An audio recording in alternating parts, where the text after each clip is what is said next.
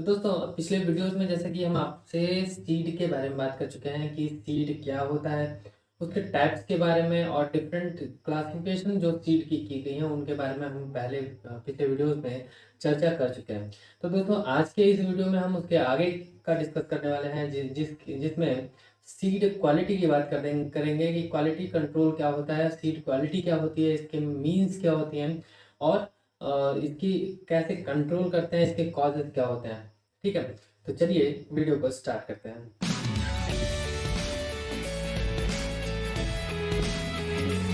नमस्कार दोस्तों, मैं हूं जितेंद्र। स्वागत है आपका अपने यूट्यूब चैनल संस्कार एग्रीकल्चर क्लासेस पे। क्वालिटी सीड्स क्या होते हैं? क्वालिटी सीड का बेसिक जो मतलब होता है वो होता है कि ऐसा सीड, ऐसा इम्प्रूव्ड सीड जो जो कि जेनेटिकली प्योर हो, उसकी फिजिकली प्योर हो, उसका जो जर्मिनेशन है और वाइगर परसेंटेज हो वो हाई हो। ऐसा सीड जिसका जर्मिनेशन, वाइगर और जेनेटिकली और फिजिकली दोनों ही ये सभी फैक्टर्स में वो प्योर हो, तो ऐसे सीड को हम क्वालिटी सीड्स कहते हैं। कैरेक्टर ऑफ इम्प्रूव्ड सीड, क्या क्या कैरेक्टर्स होते हैं? सबसे पहला जो कैरेक्टर होता है वो हाई हाई यील्डिंग होती है। मीन्स कि ऐसा सीड जिसकी जो यील्ड होती है वो काफ़ी ज़्यादा होता है, इम्प्रूव्ड सीड की पहला कैरेक्टर होता है। दूसरा जो होता है कि जो एग्रोनॉमिक प्रैक्टिसेस होते हैं उसको वो रिस्पॉन्सिव हो, उस चीज़ पे वो रिस्पॉन्स करता हो। हम फर्टिलाइज़र अगर डालें, इरिगेशन करते हो तो वो उस पर क्या नाम है कि रिस्पॉन्स देता हो। Characteristics of quality seeds, character क्या होते हैं? तो किसी भी क्वालिटी सीड्स का सबसे पहला जो कैरेक्टर होना चाहिए वो हाई यील्डिंग होनी चाहिए, कि जो हमारा जो सीड है, इम्प्रूव्ड सीड है, उस जो यील्डिंग में यानी यील्ड के मामले में वो काफ़ी हायर हो, उसकी यील्ड जो होती है वो काफ़ी ज़्यादा होती हो, जिससे कि तब जा कर के हमारा जो किसान होगा, फार्मर्स होगा, उसको अडॉप्ट करेगा।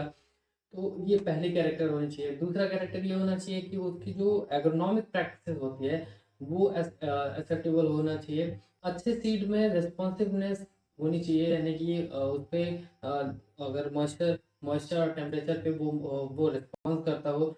अगर उस सीड को हम जब जर्मिनेट कराते हैं या फिर हम उसको जो पेपर के बीच में टेस्ट करने के लिए हम उसको रखते हैं, तो जो मॉइस्चर होता है और मॉइस्चर और ह्यूमिडिटी पे वो रिस्पॉन्स करता हो, जमता हो। ऐसा ना हो कि वो सीड हमारा डॉर्मेंट हो। तो इस तरीके के सीड जो ये इसकी क्वालिटी होनी चाहिए ऐसी कि वो रिस्पॉन्सिव होता। Wider adaptability, wider adaptability means कि डिफरेंट डिफरेंट जोन्स में, डिफरेंट डिफरेंट सॉइल्स पे उसका परफॉर्मेंस मिलता हो, बेटर परफॉर्मेंस मिलता हो, इल्ड देता हो। तो ऐसे सीड्स को हम वाइडर एडाप्टेबिलिटी कहते हैं। रेजिस्टेंस टू एडवर्स कंडीशन, जो भी हम इम्प्रूव सीड बनाते हैं वो एडवर्स कंडीशन में भी रेजिस्टेंस होना चाहिए। वो ऐसा ना हो कि कभी सूखा पड़ गया तो ऐसे में तुरंत के तुरंत हमारा क्रॉप सूख जाए। कुछ टाइम के लिए ही टॉलरेट करे, लेकिन उसको टॉलरेट करता हो, उस चीज़ को रेजिस्टेंस करता हो, और तब हम उस सीड को हम क्वालिटी सीड मानेंगे। जो सीड्स हो यूनिफॉर्म होते हैं, उसकी मेच्योरिटी यूनिफॉर्म होनी चाहिए, एक साथ सबके सब मैच्योर होने चाहिए, ताकि हम उसको प्रॉपर हार्वेस्टिंग कर सकें। Character of superior superior seeds, क्या क्या कैरेक्टर सुपीरियर सीड्स के होने चाहिए उस पर हम बात करते हैं। तो जेनेटिक, सबसे पहला जो पॉइंट होना चाहिए हमारा वो है जेनेटिकल प्योरिटी, यानी कि सबसे पहले जो हमारे सीड हो वो जेनेटिकली प्योर हो। ऐसा ना हो कि वो डिफरेंट काइंड्स के सेग्रीगेशन शो करता हो। हम जैसे फील्ड में उसको लगाएं और सेग्रीगेट होने लग जाए तो उसको हम जेनेटिकल प्योर नहीं मानेंगे। जेनेटिकल प्योरिटी वो प्योरिटी होती है जिसमें कि कोई भी सीड सेग्रीगेशन शो नहीं करता है और सेम काइंड की जो प्रोजनी होती है वो उसको डेवलप करता है। नेक्स्ट है ऑप्टिमम मॉइस्चर। ऑप्टिमम मॉइस्चर जो होता है वो ऑप्टिमम मॉइस्चर ऐसा मॉइस्चर होता है जिसपे कि वो सीड रेस्पॉन्सिव होता है, रिस्पॉन्स करता है। फिजिकल प्योरिटी, फिजिकल प्योरिटी किसी भी सीड में फिजिकल प्योरिटी होनी चाहिए। उसमें फिजिकल प्योरिटी मीन्स कि जब हम कोई सीड परचेज करते हैं, सीड परचेज करते हैं तो उसमें अदर मटेरियल नहीं होने चाहिए, इनर्ट मटेरियल नहीं होने चाहिए, वीड्स के सीड्स नहीं होने चाहिए। मीन्स कि जो भी हम सीड लेते हों उस सीड में सिर्फ और सिर्फ सेम काइंड की वैरायटी और सेम काइंड का सीड गुड शेप में होना चाहिए, तो उसको हम सुपीरियर सीड मानते हैं। वेबिलिटी, वायबिलिटी मीन्स कि जो जर्मिनेशन परसेंटेज होता है वो सीड का वो बेटर हो, जर्मिनेशन अच्छा शो करता हो, तो उसको हम गुड वायबिलिटी और कहते हैं। और वो इस तरीके के जो सीड होते हैं जिसकी वायबिलिटी अच्छी होती है, जिसका जर्मिनेशन अच्छा होता है, तो ऐसे सीड्स को हम जो है कि सुपीरियर सीड्स में देखते हैं। सीड हेल्थ, हमारा जो सीड होना चाहिए वो किसी भी डिजीज से फ्री होना चाहिए, free from disease, free from insect pest, और उसमें जो सॉइल बॉर्न डिजीज नहीं होना चाहिए, उसमें किसी भी तरीके का मॉइस्चर, एक्स्ट्रा मॉइस्चर नहीं होनी चाहिए। तो ऐसे सीड्स को हम गुड हेल्थ, उस तरीके इस कंडीशन को हम गुड हेल्थ कहते हैं, गुड हेल्थ ऑफ सीड कहते हैं। और जिसकी वजह से हमारा जो सीड का जो स्टोरेज होता है वो लॉन्ग होता है, और हम हमारा उसका जो सीड का परफॉर्मेंस होता है फील्ड में वो भी काफ़ी बेटर होता है। तो ये थे कुछ कैरेक्टर जो कि सुपीरियर सीड्स के होते हैं। Causes of deterioration of seeds quality. तो सबसे पहले जो इसमें पॉइंट आता है वो काइंड्स ऑफ सीड होता है, कि काइंड ऑफ सीड भी क्या करता है कि डिटरेट करता है उसकी क्वालिटी को। इन्वायरमेंटल फैक्टर, उसकी क्वालिटी इन्वायरमेंटल फैक्टर की वजह से भी डिटोरेट होती है। जेनेटिक चेंजेस, जेनेटिक चेंजेस जैसे developmental variation, natural crossing, spontaneous mutation, segregation, ये जो फैक्टर्स होते हैं ये इसकी जेनेटिक प्योरिटी को अफेक्ट करते हैं, तो इसलिए हमें इन पे ध्यान देना होता है। नेक्स्ट है mechanical mixture. Mechanical mixture means कि मशीनरीज के थ्रू जब उसमें किसी तरीके के मिक्सचर्स हो जाते हैं, वीड्स के सीड्स आ जाते हैं, या फिर उसमें जो सीड होते हैं वो टूट जाते हैं, तो वो भी इसकी जो क्वालिटी होती है उसको डिटेरियोरेट करता है। डिजीज और पेस्ट, डिजीज पेस्ट भी इसकी क्वालिटी को डिटेरियोरेट करते हैं। इसके बाद मॉइस्चर कंटेंट अगर किसी भी सीड में ज़्यादा होगा तो वो उस सीड को पूरा डिस्ट्रॉय करता है, उसके जर्मिनेशन को, उसके वाइगर परसेंटेज को डिक्रीज कर देगा, और ऐसे में हमारा जो सीड की क्वालिटी होगी वो भी डिटेरियोरेट होगी। मैकेनिकल इंजरी में जो सीड होते हैं वो टूट जाते हैं, और टूटने की वजह से उनका जो इम्ब्रियो होता है वो डैमेज हो जाता है, और वो इम्ब्रियो के डैमेज होने की वजह से उसकी जो क्वालिटी होती है उसको डिटेरियोरेट होना। स्टोरेज कंडीशन, अगर प्रॉपर स्टोरेज हम इसका नहीं बनाते हैं तो प्रॉपर स्टोरेज ना होने की वजह से भी इसकी जो क्वालिटी होती है वो डिटेरियोरेट होती है। फॉर एग्जांपल अगर हम सीड को अगर उसके ऑप्टिमम जो उसका मॉइस्चर लेवल है उसको मॉइस्चर लेवल बहुत ही लो कर देंगे, या उसका टेम्परेचर बहुत ही ज़्यादा कर देंगे, तो ऐसे कंडीशन में उसकी जो जर्मिनेशन पे जो होता है वो इफेक्ट पड़ेगा, और उसकी वैगरिटी जो होती है वो कम हो जाएगी। सबसे पहले पहला जो हमारा प्रोसेस होता है कंट्रोल का, तो सबसे पहला स्टेप जो होता है ड्यूरिंग सीड प्रोडक्शन, जब भी हम सीड का प्रोडक्शन कर रहे होते हैं उस समय हमें ध्यान देने कुछ बातों का ध्यान दे करके हम इसकी क्वालिटी को मेंटेन कर सकते हैं, क्वालिटी को हम सेफ रख सकते हैं। तो सबसे पहला जो हमारा ध्यान देने वाली पॉइंट होती है कंट्रोल ऑफ सीड सोर्स। जो सीड का सोर्स होता है, फॉर एग्जांपल कि जो हम सीड मार्केट से परचेज करते हैं तो वो किसी ट्रस्टेड सोर्स से होना चाहिए, ऐसे सोर्स होना चाहिए जो कि गवर्नमेंट से ऑथराइज्ड हो, और ऐसे जगह से हो जहाँ पे उसकी प्योरिटी और उसकी पेडिग्री रिकॉर्ड रखे जाते हो।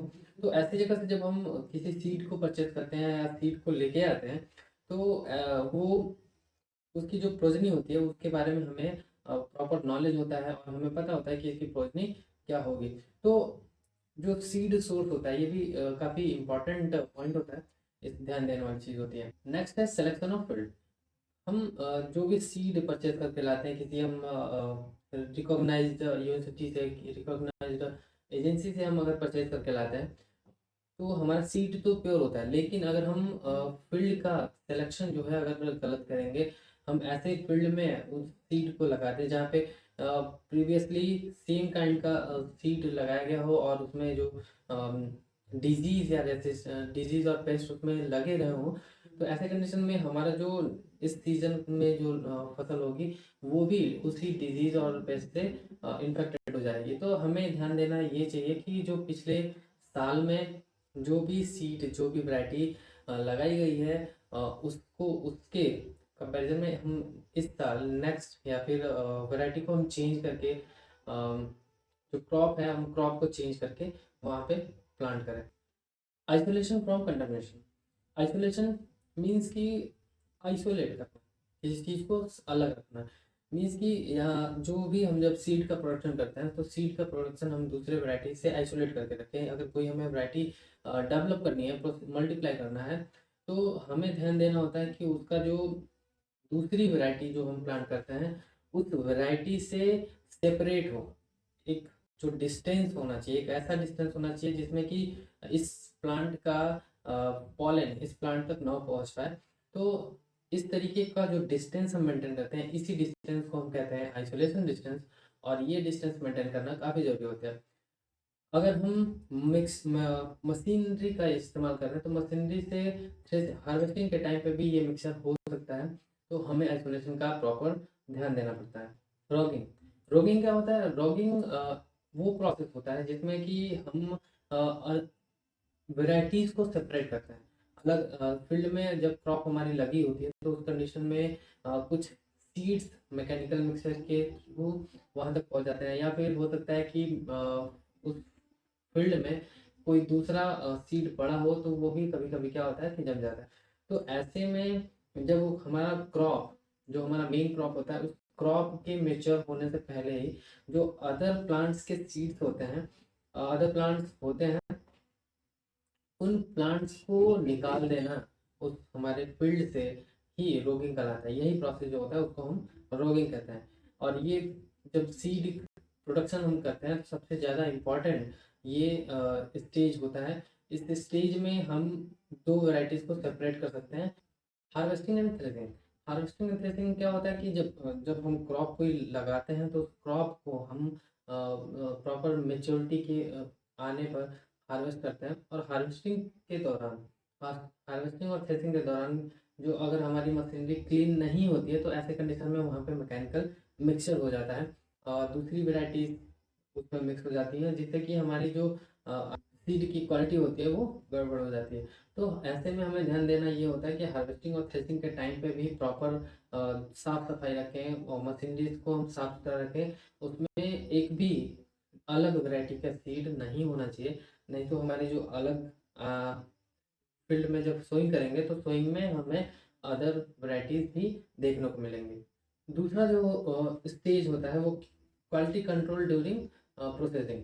प्रोसेसिंग के दौरान सीड को जैसे ही हम हार्वेस्टिंग करके फील्ड पे लाते हैं, फील्ड से हार्वेस्टिंग करके जब हम अपने गोडाउन पे लाते हैं तो सबसे पहले हम सीड को प्रॉपर ड्राइंग के लिए उसको छोड़ देते हैं और उसकी ड्राइंग प्रॉपर तरीके से करते हैं। अगर ड्राइंग अच्छे से नहीं होगा, मॉइस्चर कंटेंट उसमें ज़्यादा होगा, तो ऐसे कंडीशन में जो भी हमारा लॉट होगा वो पूरा का पूरा लॉट डिस्ट्रॉय हो जाएगा, बर्बाद हो जाएगा ड्यू टू हायर मॉइस्चर।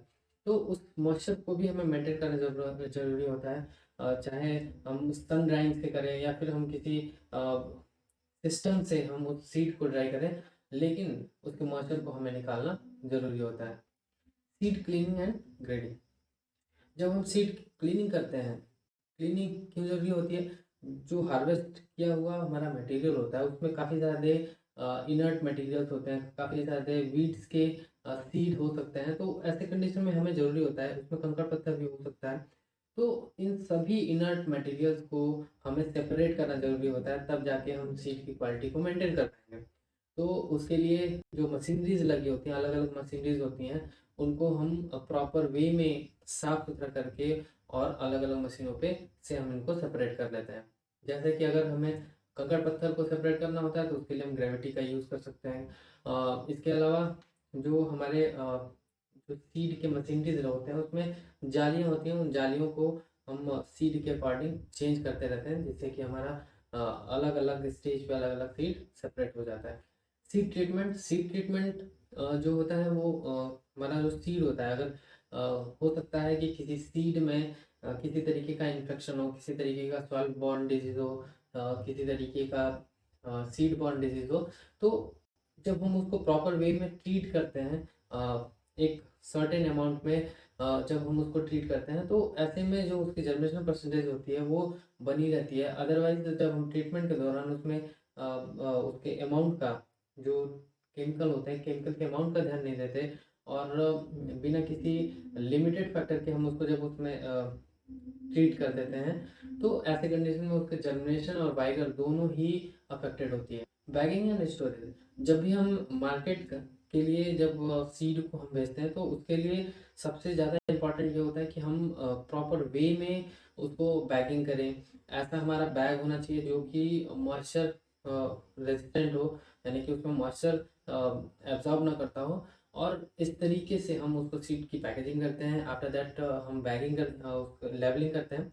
जब वो प्रॉपर लेवलिंग करने के बाद हम उसको मार्केट में सेल कर देते हैं, डिस्ट्रीब्यूट कर देते हैं। तीसरा जो फैक्टर आता है वो during quality control during distribution. Distribution में बहुत ज़्यादा चैलेंजिंग नहीं होता है। उसमें ह्यूमिडिटी और जो क्लाइमेट कंडीशन होता है उसको हमें ध्यान में रखना पड़ता है, और उसको ध्यान में रख करके हम उसकी क्वालिटी को बचा सकते हैं।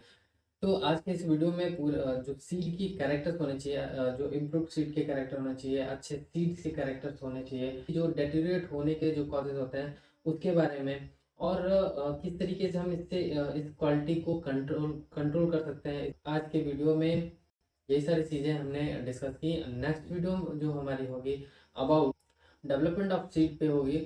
तो मिलते हैं हम नेक्स्ट वीडियो में, तब तक के लिए धन्यवाद।